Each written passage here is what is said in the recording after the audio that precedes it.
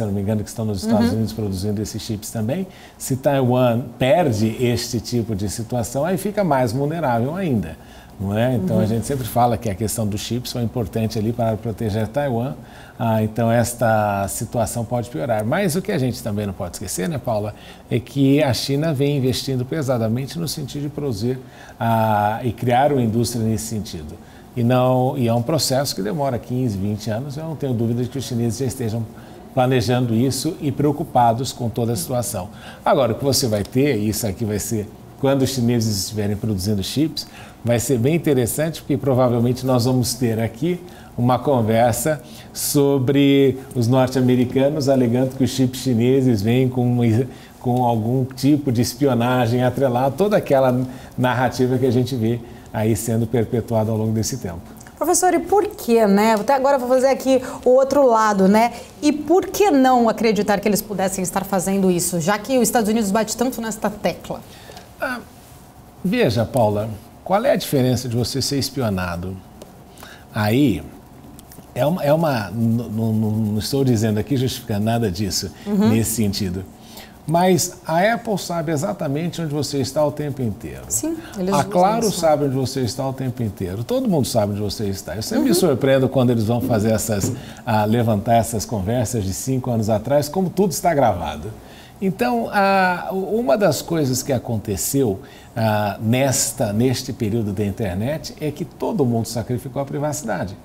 E por mais que as pessoas queiram dizer, eu não sei qual é a diferença de ser espionado por norte-americanos, ou ser espionados por alemães, ou ser espionados por franceses, não sei ou ser espionado por chineses, qual deles que é melhor, mas nós não podemos esquecer que a Dilma, presidente da República, estava sendo espionado pelo governo norte-americano e compartilhando informação com aqueles que eles chamam de 5 olhos, que incluem Canadá, Estados Unidos, Reino Unido, Nova Zelândia e Austrália.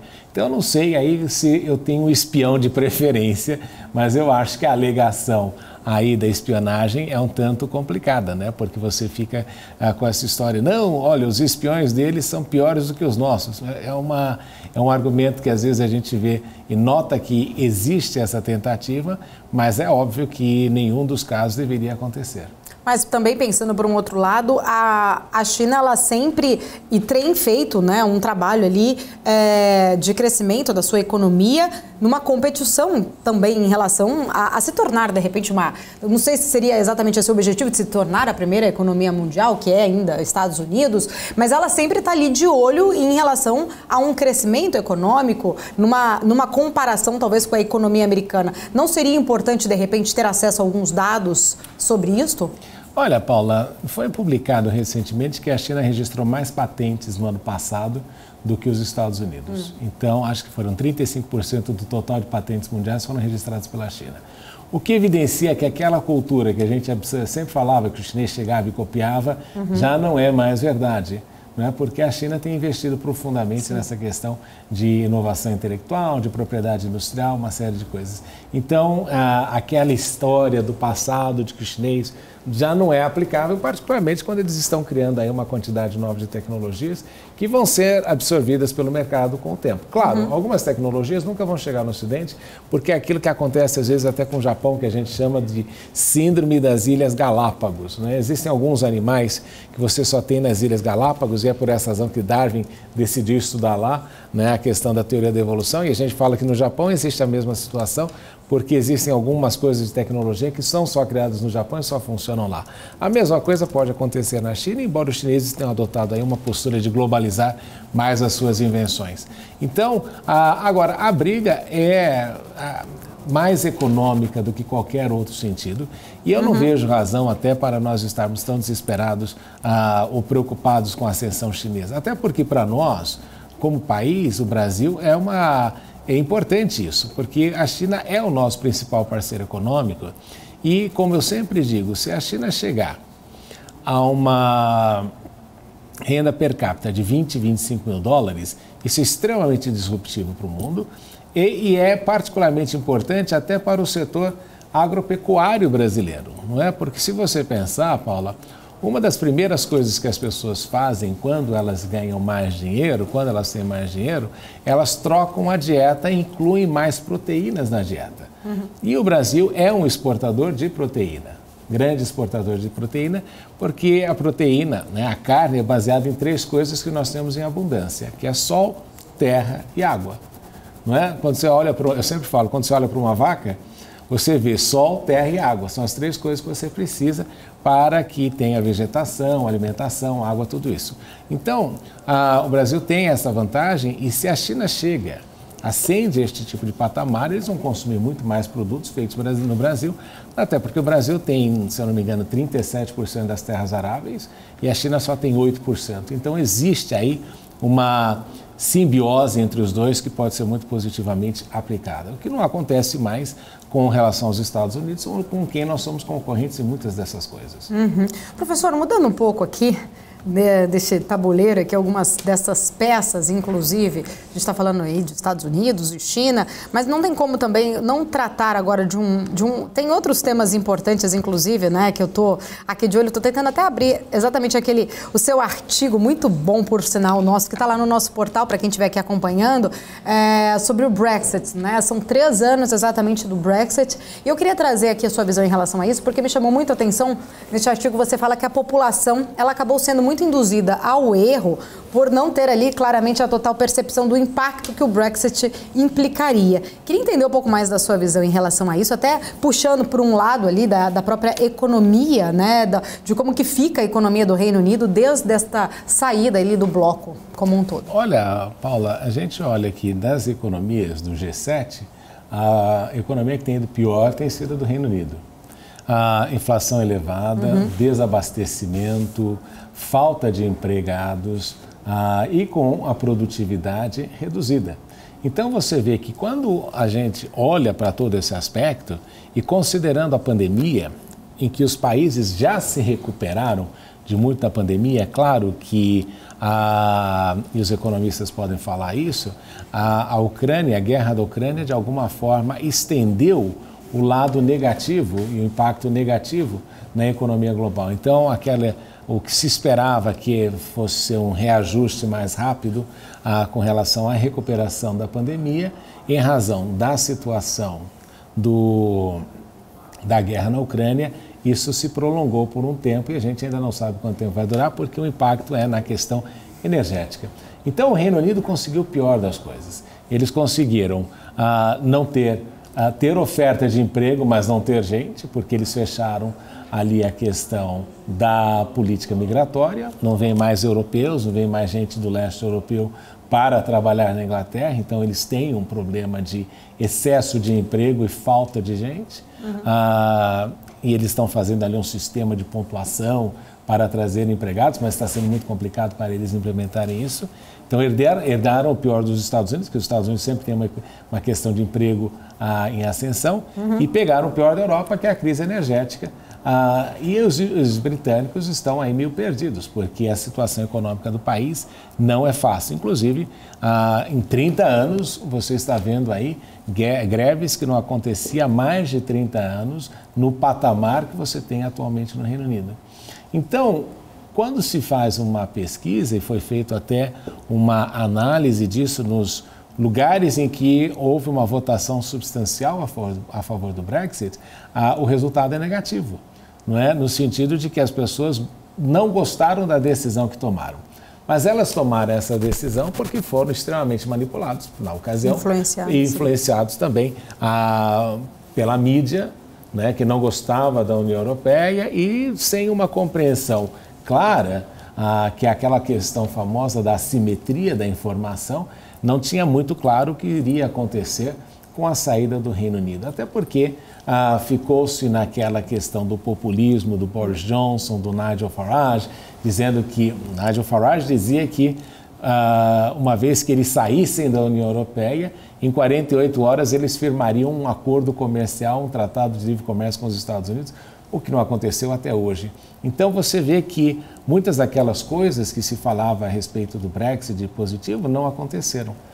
E principalmente, e veja só, existe uma série de burocracias que foram colocadas, porque agora, como o Reino Unido não faz parte da União Europeia, é como se uma empresa brasileira estivesse exportando para a Europa. Então tem toda uma série de requisitos, de burocracias que não existiam antes.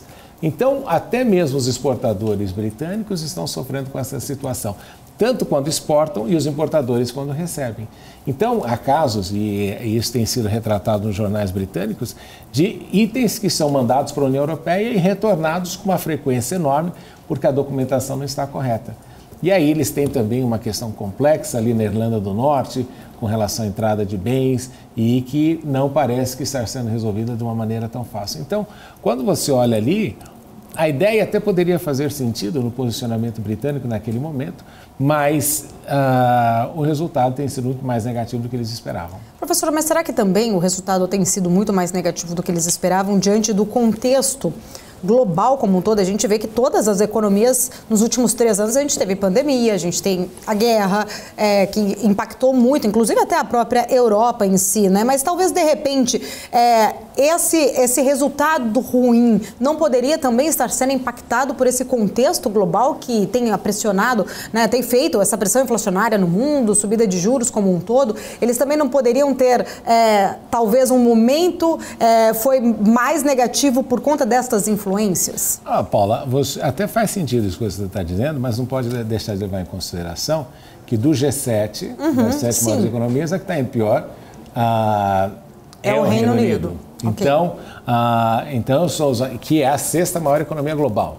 Então, você nota, num parâmetro de 7 países, das 7 maiores economias, o patinho feio é o Reino Unido. E é o patinho feio porque tomou algumas medidas que lhes foram prejudiciais. O Brexit não foi uma medida inteligente tomada pelo Reino Unido na ocasião, porque o que eles conseguiram fazer, e aqui eu gosto muito do Reino Unido, viajo com frequência para lá, tudo isso, mas o que acontece é que o que você viu no Reino Unido é que não se pensou o dia seguinte como política pública. Não é? Porque como é que você vai criar uma barreira aduaneira com o seu principal parceiro comercial? Então, como é que você vai criar uma série de barreiras justamente com aquele que é o seu principal parceiro comercial?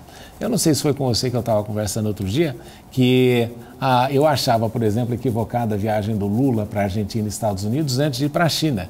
Não é? Porque você tem que tratar quem compra coisas de você, quem é o seu principal ganha-pão, tem que ser tratado muito bem. E aí o que aconteceu é que os britânicos decidiram fazer esse tipo de medida. E, obviamente, tiveram aí algumas coisas que acobertaram ou encobertaram tudo isso. Primeiro você teve a pandemia, então com a pandemia se falou pouco do Brexit, não se viu aquilo que estava acontecendo. Depois você teve outra situação que foi justamente, teve aquela troca de governo complexa que você enfrentou ali, mas aí veio a guerra da Ucrânia que também fez com que isso desaparecesse um pouco do cenário. E para complementar, teve o falecimento da rainha, de Sua Majestade Britânica, a Rainha Elizabeth II, que mais ou menos encobertou. Agora, acabaram as notícias que poderiam transformar e postergar a compreensão de que o que está acontecendo no Reino Unido não é fácil. Inclusive, com falta de produtos nos supermercados. E eu me lembro disso, eu estive em novembro, acho, no Reino Unido, e eu fiquei surpreso primeiro com a quantidade de empresas, de lojas que fecharam, e com o fato de que existe um desabastecimento. Seja pela questão logística, de não ter gente para trabalhar, ou seja pela questão econômica.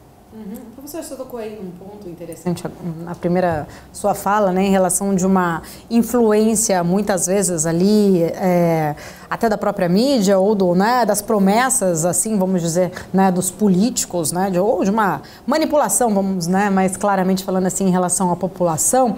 E nesse seu artigo, você coloca uma situação que eu achei muito interessante aqui, no qual você fala o seguinte: Brexit como um instrumento democrático.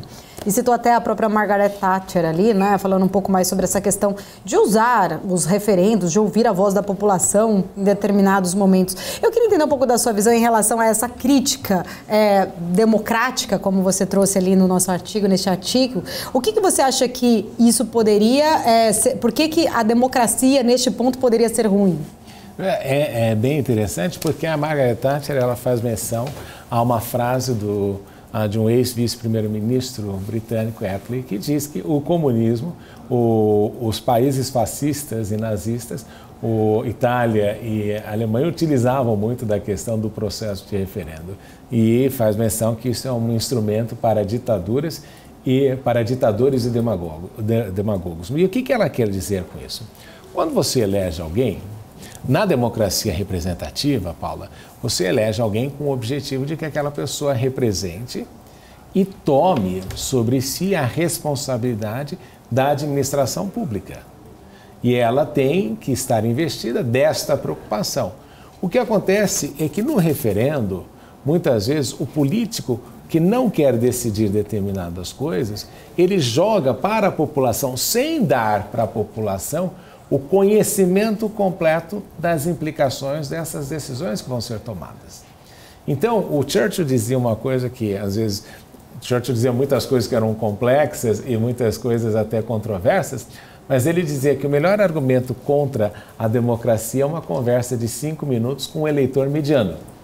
Essa era a frase de Churchill, porque existem algumas coisas que você terceiriza e dá para a pessoa a responsabilidade de decidir, porque justamente você acredita que aquela pessoa vai ter uma capacidade maior em razão do conhecimento que ela deve ter para tomar uma decisão. O grande problema é que nas democracias a gente deixou de eleger mérito e passou a eleger carisma. Então, você não olha para um representante eleito hoje em dia e fala, não, este é o melhor que a gente tem, este é o crème de la crème, como diriam os franceses, e esta é a pessoa mais capacitada para nos representar. Mas quando você faz isso, se eu tenho alguém que tem esta responsabilidade, quando ele joga para a população uma decisão que ele não quer tomar, ele está sendo extremamente demagógico, porque ele não está decidindo, não está cumprindo a sua função e está dando para uma pessoa que não tem todo o conhecimento reunido e jamais vai conseguir reunir todo o conhecimento que poderia ser disponibilizado para aquele agente político, a pessoa não vai ter, e a decisão que ela vai tomar vai ser baseada justamente nessa questão de carisma, ou se gosta ou não gosta de tal assunto, o que não é eficiente e não faz sentido. Então, por essa razão que a Margaret Thatcher dizia, é um instrumento de ditadores, quando querem validar algum conceito, e de demagogos, porque justamente querem fazer aí uma forma de isentar-se da responsabilidade de tratar do assunto. Professor, sempre muito bom. Fiquei aqui pensando nisso, acho que um tema bom para a gente gravar, até inclusive um strike, falar um pouco mais sobre democracia e trazer aí essa visão, aprofundar aqui. Infelizmente o tempo agora não dá para a gente se aprofundar mais, mas achei muito interessante aí só pontuar esses pontos aí levantados, né, de manipulações e demagogias por trás, né, de você dar voz aí, como se fosse dar voz à população. Quero agradecer, sempre muito bom o papo aqui, professor Marcos Vinícius, obrigada. Não, eu que agradeço pela oportunidade sempre. Obrigada, tá aí, né, um papo interessante, para quem quiser, fica o convite lá no nosso portal bmcnews.com.br, todo o artigo aí do professor Marcos Vinícius de Freitas, trazendo essa visão sobre o Brexit, né, a saída aí do Reino Unido do bloco, completando 3 anos, e também toda essa visão mais da democracia, né, usando aí como se fosse a democracia por trás dessas escolhas.